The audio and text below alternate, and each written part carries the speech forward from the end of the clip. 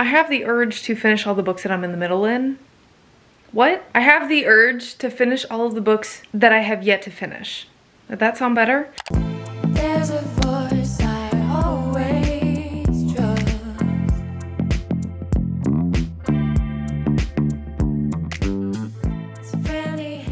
Hi guys, welcome back to my channel. I'm finishing all the books that I haven't finished. These aren't books that I necessarily DNF'd, they're just books that I took a break from. We were on a break. I know, we've all been eyeing my new glasses that I got. I wore them in the last video and everybody was fawning over them. Now it's time for me to tell you about them. If you didn't already know, GlassesUSA.com is one of the biggest eyewear retailers. They offer thousands of eyeglasses and sunglasses from Ray-Ban, Gucci, Oakley. GlassesUSA.com launched a hand-picked collection by the actress Marsai Martin. And if you want to check this collection out, you can go to their website or you can click the links that will be in the description below. I think these are my favorites out of all of the ones that I got. They're kind of chunky. I got the blue light in this one as well as my prescription. I know we're all staring at screens all day. You're either staring at your phone or I know you guys, you're staring at your Kindle and you're like, but the Kindle doesn't hurt my eyes like my phone does. It's still a screen. We're still staring at it all day. Having the blue light in your glasses reduces eye strain, decreases the chances of you getting a headache, improves your sleep, and so much more, which is why I added it onto my glasses. This next pair is the Autotow glasses in clear brown, and this pair was handpicked by Marsai Martin herself. The last pair that I got is the Muse Brody sunglasses in tortoiseshell. These also have my prescription in them. GlassesUSA.com has some really good tools to help you find the glasses that fit you best. They have their new AR virtual try-on that I used during my process of finding glasses that would fit me well. GlassesUSA.com is offering an exclusive discount on top of any coupon code they currently have on their website, just for my followers, just for you guys. However, it is only available for 24 hours, so run over to GlassesUSA.com. You can click on the links in the top of my description box down below to get all the details. Once again, thank you GlassesUSA.com for sponsoring today's video.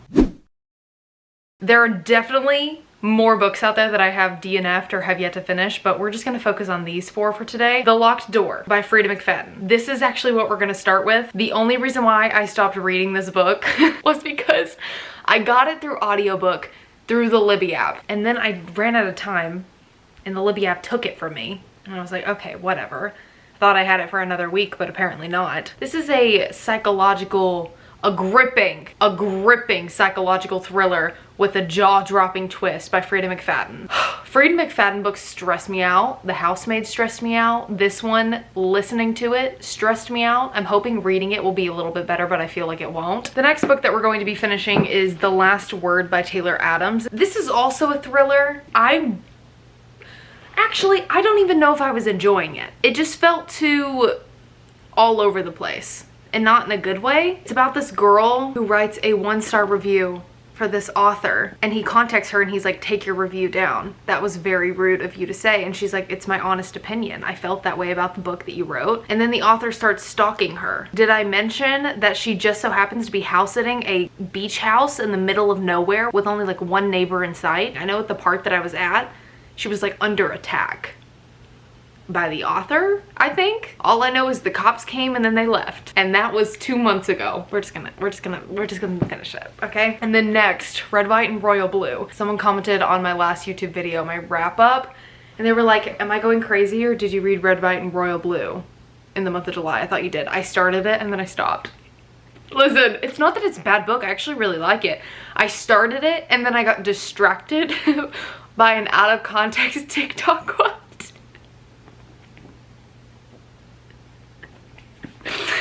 What book was it? I don't even remember what book it was. I need to finish this before the movie comes out. I'm really enjoying it. It's just a really cute and wholesome MM romance. I didn't think I'd be including this in today's video, and you didn't either. I just talked about this in the last video, and I was like, I don't think I'm gonna read it. Ugh, I am under attack. I'm not under attack. However, a lot of people DM'd me and were like, just please read it. And I was like, okay. I trust you guys. Okay. My entire For You page last night was just quotes from this and like cute scenes. And I was like, oh God, now I kind of want to read it. So I changed my mind.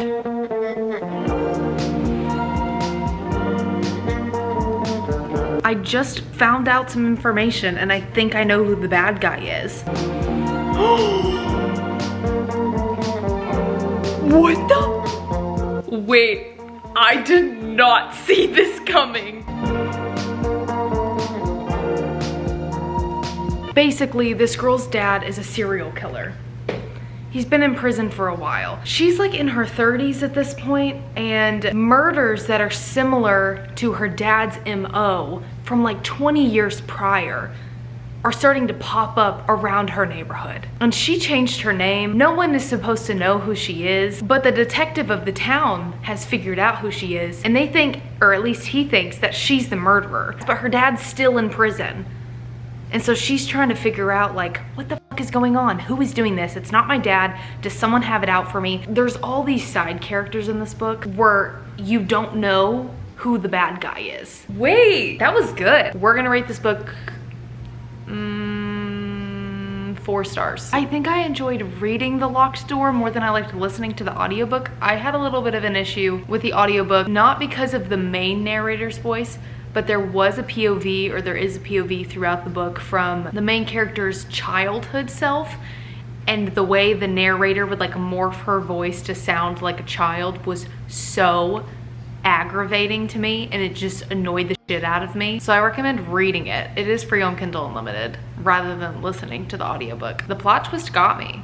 I can't say I saw that coming. We're gonna read this one next.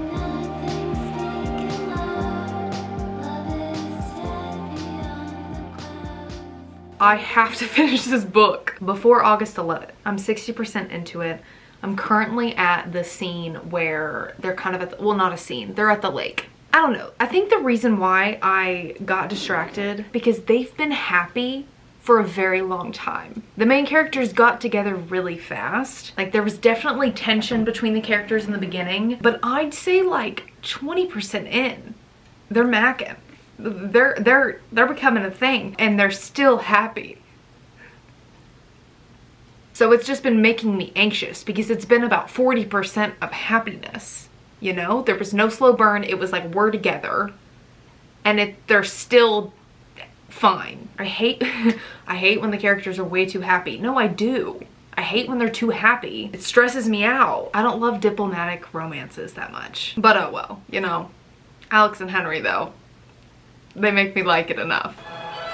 Don't cause an international incident.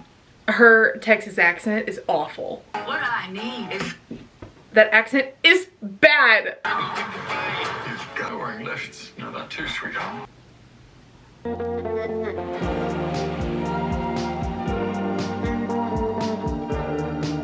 The forbidden love is forbidden.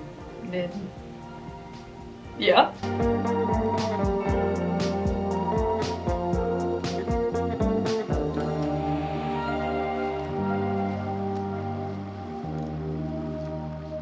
I'm not gonna lie, I'm 70% in and I'm just so bored. Like, it's a very cute book, but I'm not gonna lie, it's very boring to me. And I hate that, and I do think I'm still gonna love the movie. Why can't people just be gay and be happy?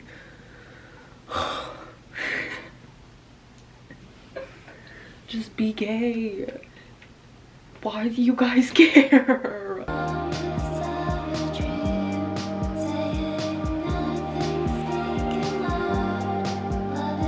This book is like oddly poetic in a way. Like the way that Henry and Alex speak to each other, it's really cute and it's really gentle. And now Henry's crying and I can't take it.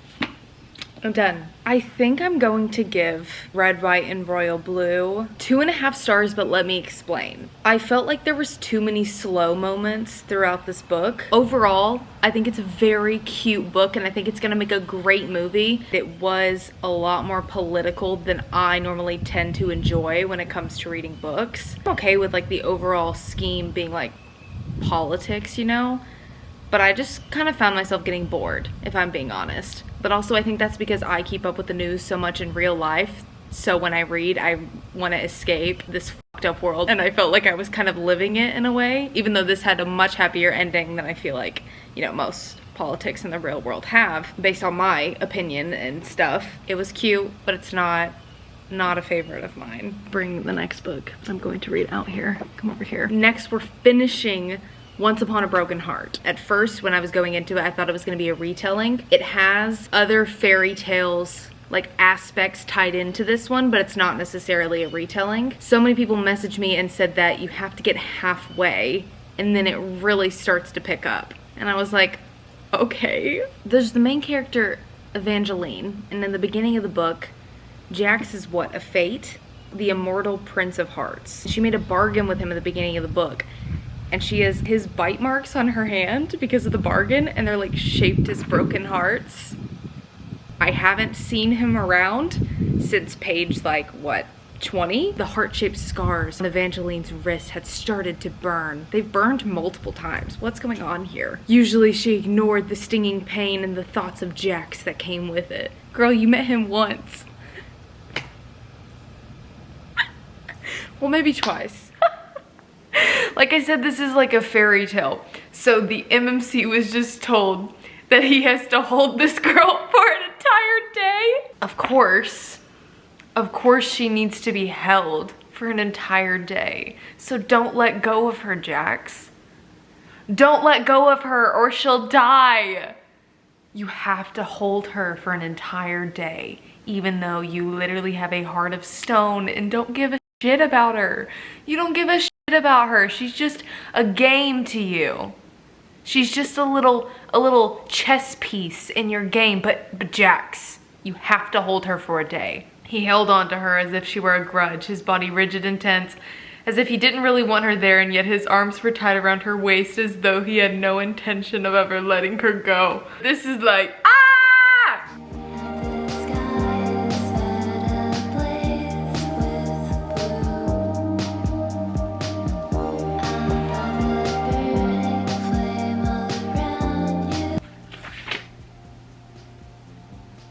That's it? What the heck? For some reason I was under the impression that every single book in this series, I know there's 2 out right now and another one is coming, was going to be about different characters. But apparently this is going to carry on into the ballad Never After or something. I don't know the title. Is this? This is going to carry on into that. I didn't know this was going to end on a cliffhanger. Done. Oh wow, that's bright. Read the entire thing today. I think I'm gonna give this book 3.75 stars. It's a very unique fairy tale, and I honestly like appreciate and really loved how unique it was. I did struggle at the beginning. It took me about 150, 170 pages until I actually got into it and kind of got the hype a little bit. And once I finally got into it, I was like, wait, I'm kind of liking this. This is kind of fun and very original, which I feel like is hard to come by nowadays. Do they only have a special edition of the first one? Once Upon a Broken Heart? Oh my God, Phineas, why do you keep grunting and groaning like that? Come over here. Over here.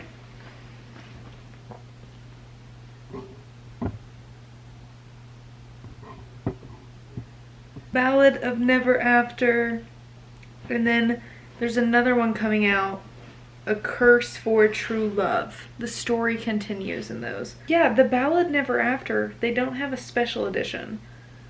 So the covers aren't, it's not gonna, wait, exclusive. Oh, they do! They do have a special edition. I really like the purple. I'm gonna order it. Right now, pre-order. Doesn't come out until March 26th, 2024. I think I just get the hardcover because I actually really want to continue the story. I do recommend it if you're wanting fairy tale vibes in a unique way, but just know if you're struggling to get into it, I struggled to get into it as well, but I did enjoy it.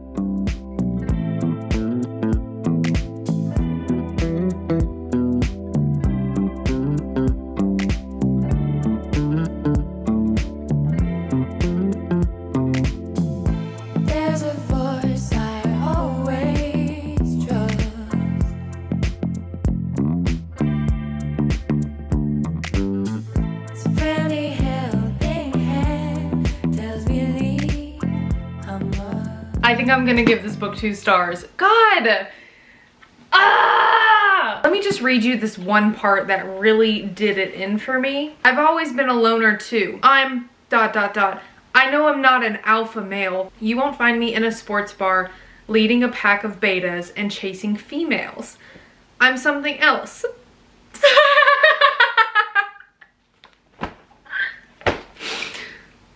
I'm something else. A new archetype. They recently discovered a Sigma male. Shut the f up. I can't believe I read this. Just as powerful and charismatic as an alpha, but solitary. That is the bad guy. That's the author who she writes a 1-star review for. So we're not necessarily rooting for him, you know, because he's a stalker. However, just letting you know what you're getting yourself into if you start this book. He writes murder horror type books, and she read one, I think it was called like Murder Mountain or something, and she was like, this is ass. And he was like, actually it's not, take your review down or else. And she didn't take a review down, so the or else happened. I don't like how you can see me in that over there. We're scooting this way. In theory, it's a great idea for a book. Author stalks person who gives 1-star review. I'm pretty sure this has happened before, or I've read about this happening before, but not necessarily to this degree.